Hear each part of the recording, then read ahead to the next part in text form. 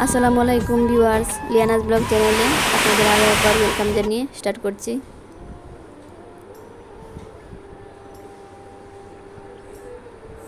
যে যেখান থেকে আমার এই ভিডিও দেখছেন আশা করছি সবাই ভালো আছেন। আমরাও আলহামদুলিল্লাহ আল্লাহর রহমতে অনেক ভালো আছি। তো আজকের ভিডিওটি এই পর্যন্ত। যারা দেখছেন একটা লাইক দিয়ে সম্পূর্ণ ভিডিও জুড়ে থাকবেন। তো এবার বছরের প্রথম এত বেশি বৃষ্টি হয়েছিল, এত বেশি শিলাবৃষ্টি হয়েছিল যে পুরো উঠোন শিলায় পুরো সাদা সাদা হয়ে গিয়েছিল। সঙ্গে অনেক ঝড়, আর বৃষ্টি থেকে আবার বৃষ্টির চাইতেও বেশি শিল পড়েছিল। তো ওইটা বাইরে বেরিয়ে একবার দেখছিলাম, কিন্তু এত বেশি জোর ছিল চলে আসছি, আবার বাইরে দাঁড়ানো সম্ভব ছিল না। আর ওই যে ওইখানে সকাল সকাল জানলা পর্দাটা সরিয়ে দেখছিলাম যে পুরো খুব মজার একটা পরিবেশ ছিল। বাইরে বেরিয়ে দেখছিলাম যে জোরে পাতাগুলো কাঁচা পাকা সব পাতা পড়ে পুরো, তারপরও দেখে বেশ ভালো লাগছিল। কারণ গ্রামের পরিবেশটা তো আর শহরে বানগরে পাওয়া যায় না, কারণ এই যে পুরো ঠান্ডা ঠান্ডা একটা আবহাওয়া ছিল সকালবেলা, আর খুব সুন্দর লাগছিল, ভালো লাগছিল দেখতে। যেমন জানলার পর্দা সরিয়ে খুব সুন্দর একটা আবহাওয়া দেখতে পেলাম, সুন্দর একটা সবুজ পরিবেশ। ওইগুলা কিন্তু শহরে থাকলে ওইগুলো দেখা যায় না। এভাবে পর্দা সরিয়ে বা জানলার দিকে বা ব্যালকনির দিকে দেখলে ওইসব দেখা যায় না, শুধু দেখা যায় বড় বড় বিল্ডিং বা কোনো ইন্ডাস্ট্রি বা রাস্তাঘাট ওইসব দেখা যায়, গাড়ি ঘোড়া এইসব দেখা যায়। তো পুরো দিন কেটে গেল পরিষ্কার করতে করতে, বাইকটা একটু ঝাড় দিয়ে গ্রামেই পাওয়া যায়। পরিষ্কার করতে করতে প্রায় 1টার মতো বেজে গিয়েছিল।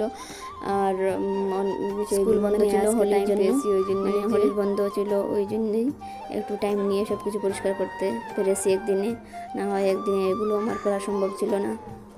তো স্নান করে নামাজ পড়ে একটু তেলাওয়াত করে তো এসেছি রান্না করতে। তো আজকে ভাবছি একটু শর্টকাটভাবে ইফতার করব।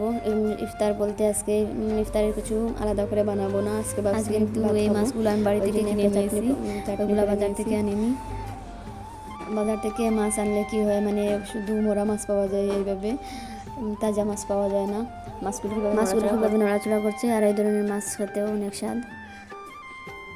তো ইফতারে যেহেতু আলাদা কিছু বানাইনি, কারণ হচ্ছে যে অনেকটা হয়ে যায় ওইটা করতে খেতে খেতে, আর পরে আর ভাত খাওয়া যায় না। আর যেহেতু ছোটো মাছ কাটতে কাটতে আমার অনেকটা টাইম লেগে গেছে, ওই জন্য ভাবছি আজকে আর ঝামেলা করবো না, আজকে শুধু ভাত সবজি বানাবো। আর ওইখানে যেহেতু আমার মেয়ের লিয়ানার বাবার একটু ভাজা পোড়া পছন্দ, তো মাছ কিনতে যেহেতু চিংড়ি মাছ ছিল, ওই জন্য ভাবছি একটু চিংড়ি মাছও দিয়ে দেবো। চিংড়ি মাছ দিলে মানে ওইভাবে করে নিলেও হয় পকোড়া, আর না হয় এইভাবে চিংড়ি দিলেও হয়। চিংড়ি দিলে খেতে আর একটু বেশি স্বাদ লাগে, আর চিংড়ি যেহেতু তাড়াতাড়ি ভাজা হয়ে যায়, ওইভাবে হওয়া যায়। বাবলা মাছকে দিয়ে দিই যেহেতু ঘরে আছে। তো একটা কথা আমি খেয়াল করে দেখেছি যে প্রতিদিন মানে বিকেল হলে একটু শরীরে এনার্জি কমে যায়, মানে কাজগুলো করতেও আর ভালো লাগে না। আর ওইগুলো করার পর মানে কিছু খাওয়ার পর আর সন্ধ্যার পর কিছু ভালো লাগে না। তো আমার খেয়াল করে দেখছি যে আমার মেয়ে পড়াশোনায় একবারে জিরো হয়ে গেছে পড়াশোনায়। তো নিয়ে একটু বসলাম, ইফতারের পর নামাজের পর একটু নিয়ে বসলাম, দেখি ও তো আস্তে আস্তে একটু একটু করে সন্ধ্যার পর আমার মেয়েকে নিয়ে একটু বসেছি। একদিন বই না বের করলে আপনাদের মতামতগুলো কমেন্টে জানাতে ভুলবেন না।